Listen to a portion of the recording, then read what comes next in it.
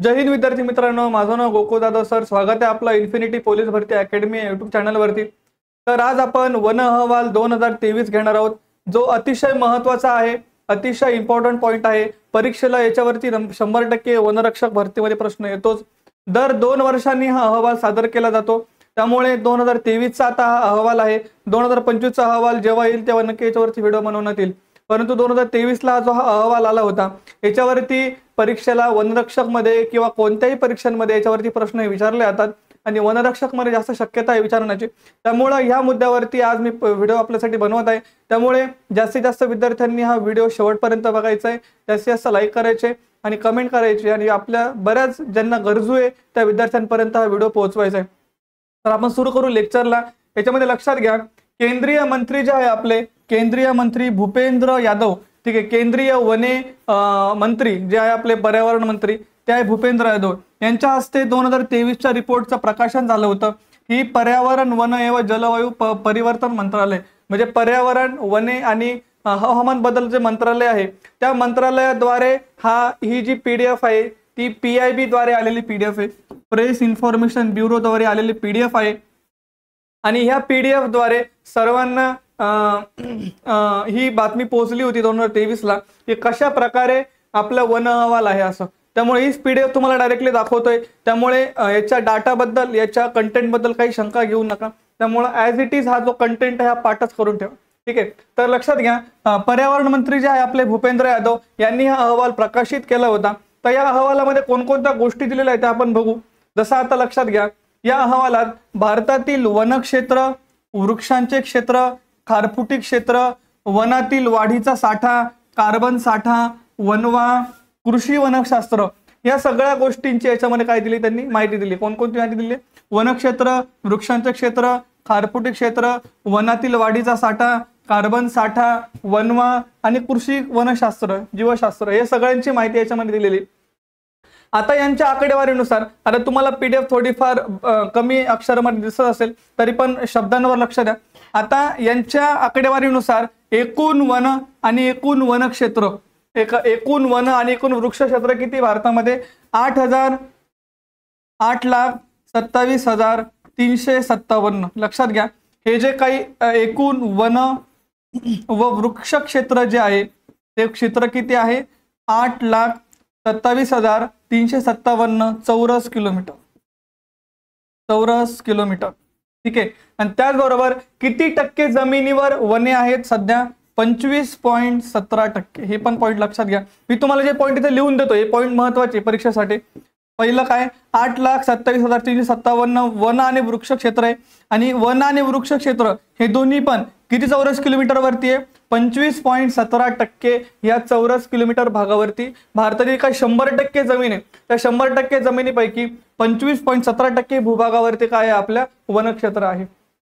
यामध्ये आता याने जर डिव्हायडेशन केलं तर डिव्हायडेशन मध्ये बघा, वनक्षेत्र किती आहे एक्झॅक्टली? फक्त वनक्षेत्र किती आहे? 7,15,343. 7,15,343 चौरस किलोमीटर, 7,15,343 चौरस किलोमीटर. आणि किती टक्क्यावरती? 21.76% फक्त वनक्षेत्र. लक्षात घ्या, फक्त वनक्षेत्र किती आहे? 7,15,343 किती टक्केवरती आहे? 21.76% आणि फक्त वृक्ष क्षेत्र जर विचारलं, वृक्ष क्षेत्र तर ते किती आहे? 1,12,014. 1,12,014 आणि किती टक्केवरती येते? 3.41%. 3.41% वरती. समजलं का सगळ्यांना? तर हे याच्यातलं महत्वाचे पॉईंट होते. हे मुद्दे लक्षात ठेवा, याच्यावरती प्रश्न आला तर 100% येऊ शकतो, ठीक आहे. त्याचबरोबर आता पुढे जाऊ आपण. आता इथे काही पर्टिक्युलर आकडेवारी दिली. तसं एकूण वन आणि वृक्ष क्षेत्र आता मग सांगितलं मी 8,27,357 असून त्यांनी काय सांगितलंय की मगाची आकडेवारी इथे वरती त्यांनी दिलेली. आता अजून पुढे जाऊ आपण की वने आणि वृक्ष क्षेत्राच्या सर्वाधिक वाढ झालेलं राज्य, वन आणि वृक्ष क्षेत्रामध्ये सर्वाधिक वाढ झालेलं राज्य कोणतं आहे? छत्तीसगड. छत्तीसगड, ठीक आहे. वने आणि वृक्ष क्षेत्रामध्ये सर्वाधिक वाढ कशामध्ये झाली आहे? छत्तीसगड, ठीक आहे. आणि त्याचबरोबर दुसऱ्या क्रमांकाला कोणतं आहे? उत्तर प्रदेश. तिसऱ्या क्रमांकाला ओडिसा. चौथ्या क्रमांकाला कोणतं आहे? राजस्थान. हे कसलं आकडेवारी आहे? वने आणि वृक्ष क्षेत्रामध्ये. त्यानंतर वनक्षेत्रामध्ये फक्त जर विचारलं तर ते आहे मिझोराम. फक्त वनक्षेत्र जर विचारलं तर ते आहे मिझोराम. आणि त्यानंतर वने आणि वृक्ष क्षेत्रावर आघाडीवर राज्य, हे काय वाढ झालेले राज्य, हे काय आघाडीवर राज्य. मग आघाडीवर कोणतं आहे वने आणि वृक्ष क्षेत्रामध्ये? मध्य प्रदेश. वने आणि वृक्ष क्षेत्रामध्ये कोणता आहे? मध्य प्रदेश. त्यानंतर टक्केवारीने वाढ, टक्केवारीने सर्वाधिक कोणत्या ठिकाणी आहे? लक्षद्वीप.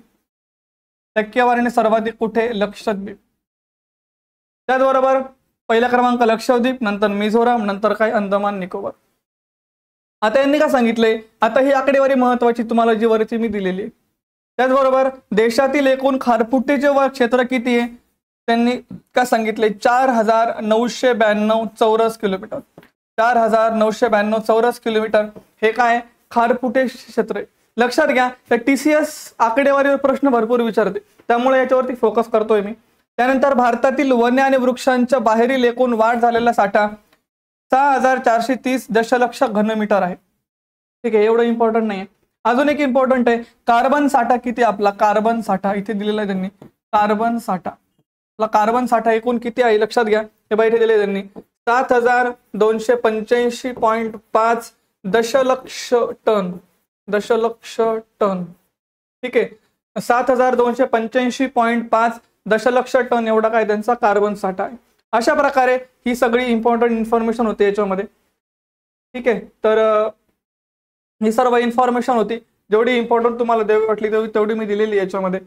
अजून काही जर महत्वाची माहिती जर तुम्हाला असं वाटली द्यावी तर मी नक्कीच देईन इथून पुढच्या व्हिडिओमध्ये. आणि इथून पुढे काही इम्पॉर्टंट पॉईंट मला वाटले वनरक्षक संदर्भात तर नक्कीच आपल्याला शेअर करेल. त्यामुळं ही PDF जर तुम्हाला कोणाला बघायची असेल तर PIBच्या वेबसाईटवरती ही PDF अवेलेबल आहे आणि कुठेही अवेलेबल आहे. त्यामुळं नक्कीच तुम्हाला याचा फायदा होईल PDFचा. आणि हे जे काही तुम्हाला पॉईंट सांगितले अतिशय महत्त्वाचे पॉईंट्स आहेत, जसं वनक्षेत्र, वृक्षक्षेत्र, त्यानंतर फक्त वनक्षेत्र, फक्त वृक्षक्षेत्र किती आहे, त्यानंतर सर्वाधिक वाढ छत्तीसगड, सर्वाधिक वाढ झालेले वनक्षेत्र मिझोराम, एकूण वन आणि वृक्ष क्षेत्रामध्ये आघाडीवर मध्य प्रदेश आणि टक्केवारीने सर्वाधिक वनक्षेत्र आघाडीवर लक्षद्वीप. हे पॉईंट महत्वाचे. कोणाला अजून डिटेल बघायचं असेल तर हा PDF तुम्ही नक्कीच बघू शकता. ठीक आहे, त्यामुळे थांबू आपण इथे. सर्वांना जय हिंद.